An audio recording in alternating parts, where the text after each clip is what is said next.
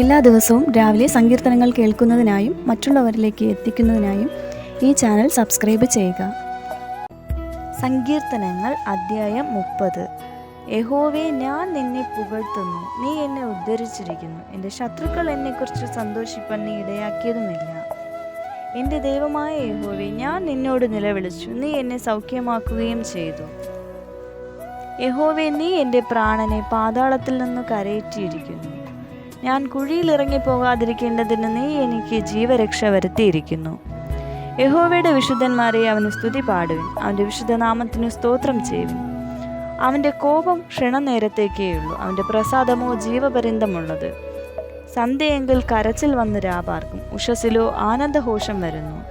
ഞാൻ ഒരു നാളും കുലുങ്ങിപ്പോകുകയില്ല എന്ന് എൻ്റെ സുഖകാലത്ത് ഞാൻ പറഞ്ഞു. യഹോവേ, നിന്റെ പ്രസാദത്താൽ നീ എൻ്റെ പർവ്വതത്തെ ഉറച്ചു നിൽക്കുമാറാക്കി. നീ നിന്റെ മുഖത്തെ മറച്ചു ഞാൻ ഭ്രമിച്ചുപോയി. യഹോവേ, ഞാൻ നിന്നോട് നിലവിളിച്ചു, യഹോവയോട് ഞാൻ യാചിച്ചു.